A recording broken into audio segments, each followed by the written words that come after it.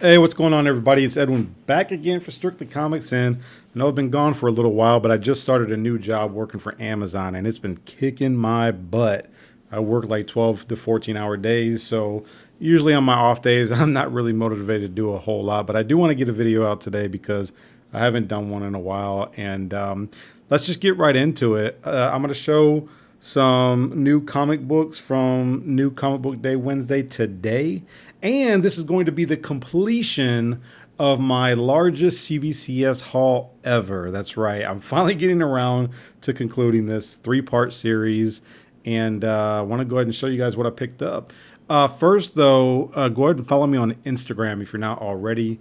You can check me out over there. I post a lot of things over on Instagram before I do a video and upload it, just because it's so much easier. So check me out over on Instagram at Strictly Comics, and you can follow me over there and just kind of keep up with me a lot more, especially when I'm not doing videos as often as I'd like or as often as other people would like. So I'd much appreciate it, and I do appreciate it a lot. So this right here is a 35th anniversary of the Teenage Mutant Ninja Turtles. This came out like I want to say like 3 weeks ago, maybe 4 weeks ago, and I didn't really know anything about it. I just saw it on the rack with the new comic books at my LCS a couple weeks ago, and I was a little reluctant to grab it just because it had a $50 price tag. But my LCS treated it like a new book or trade, and I got like 20% off, so I was fine with it. And I didn't really know what it consisted of at first until I opened it up. And it had 5 comic books, and I'll go ahead and show you guys what the 5 were. First, a reprint of TMNT issue number 1. Now, what's actually interesting about this is I thought it was about the same size as the first and second printing, but it's actually a little bit larger. So I'm not really sure what they were going for, because I compared it to my second print, and even the printing is actually a little bit larger than the first and second printing. So maybe they were just kind of going with that 1984 independent publishing feel that it had when it was first published, and really all it is it's page for page of the original issue, first issue of the Ninja Turtles. It's all black and white, but it just has that gloss to it. It doesn't have that newsprint. So it came with issue number 1, it came with issue number 2, it came with issue number 3, it came with issue number 4, and I have all these 2 through 4 first printings. I got a second printing of issue number 1, but it came with this, and this I did not have, and I'm still kind of looking for one. A first printing of Raphael number 1, just because it has the first appearance of Casey Jones. But in the meantime, I was fine with this because it gave me an opportunity to read it, because I think that a first printing is like maybe like a $40, $50 book, maybe a little bit higher depending on condition. So I felt like I'm trying to decide whether or not it was worth it. $50 I think was definitely pushing it, because now you're charging basically $10 per issue, and I don't think that as reprints they're worth that. 40 still a little bit high in my opinion. I'm thinking like $30 max, $35 max for a set like this.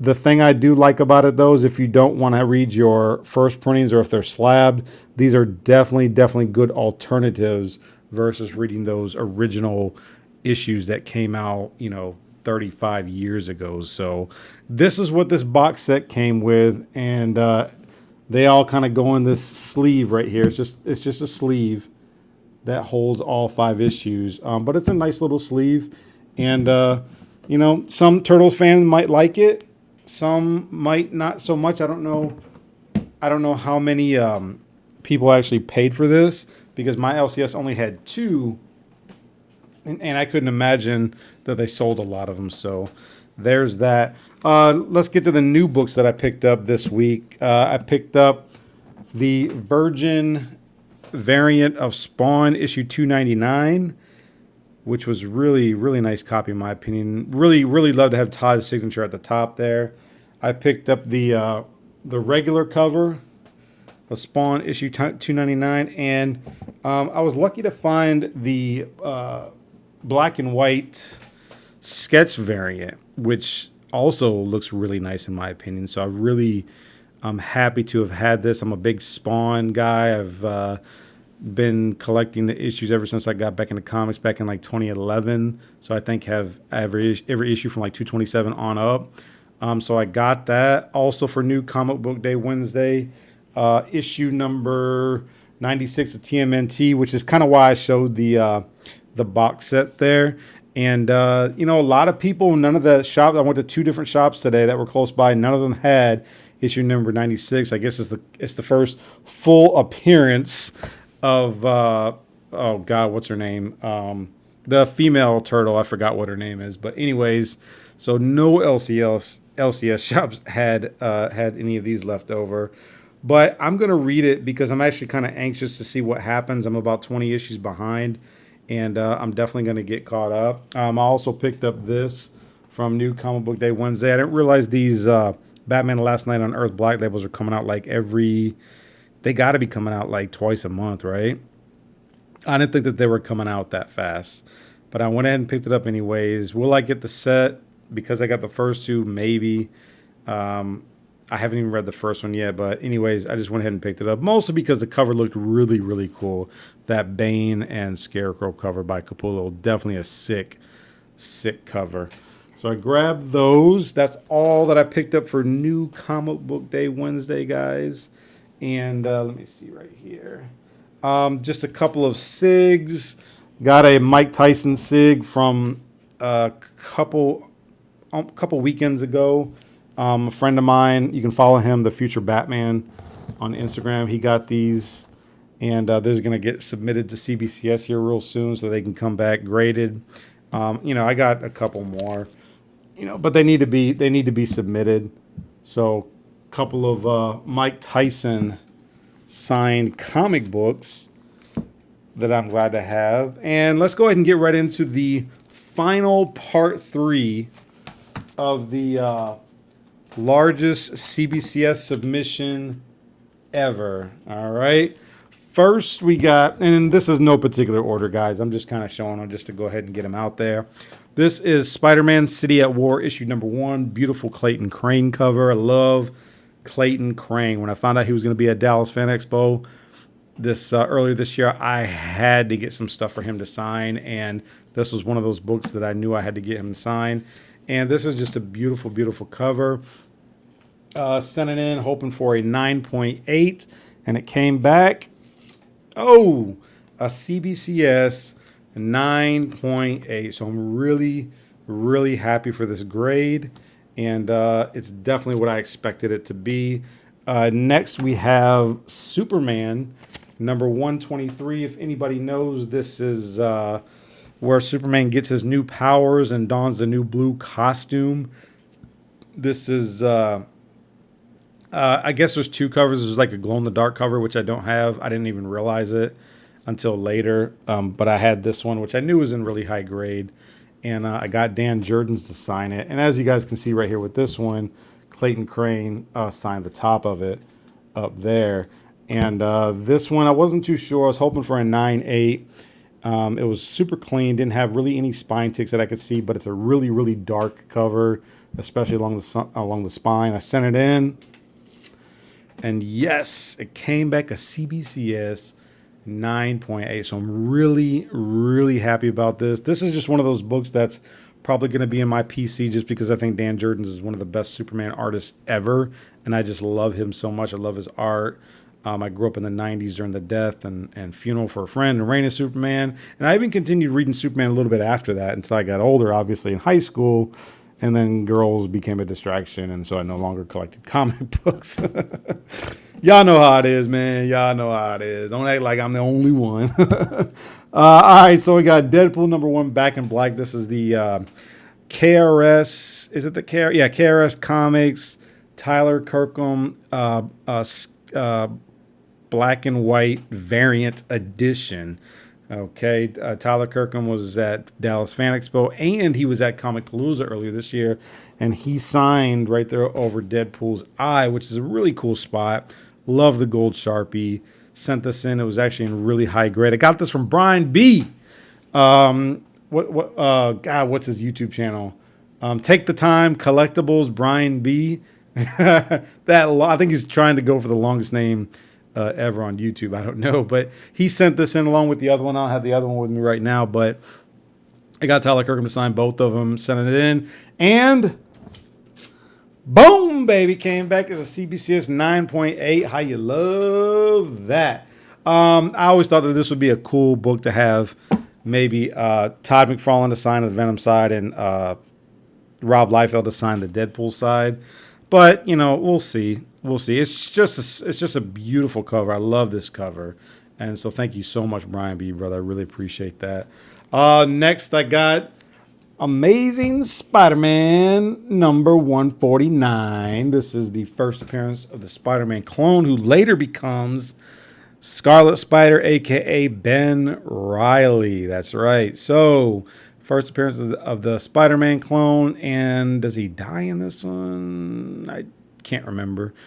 But anyways, I got Gary Conway, who also created The Punisher. And he was at Comic Palooza, got him to sign this. I was so happy that he was there. Although, for an old school artist, a legend in my opinion, not artist, but writer, legend in my opinion, he just didn't have a lot of people there for him. And I'm like, guys, this guy co-created The Punisher, Amazing Spider-Man 129. Where are you guys at? So not a whole lot of people was in his line. I think he was just kind of wanting people to talk to him and whatnot. I didn't stay too long just because I had only a short amount of time that I was at the con for, but he signed it. This may stay in my PC just because of what this book was to me in the 90s during that whole clone saga. But anyways, he's got a beautiful signature. I was very happy to have met him. Hope to meet him again and have some time to spend with him. But I sent it in. I wasn't really sure what kind of grade it would get. I was hoping for like maybe a 9.0 to 9.2, and it came back an 8.5. So, you know, I was a little disappointed, but I think accurately grading. It's got some pen writing on the cover right there, which there wasn't really anything that I could do.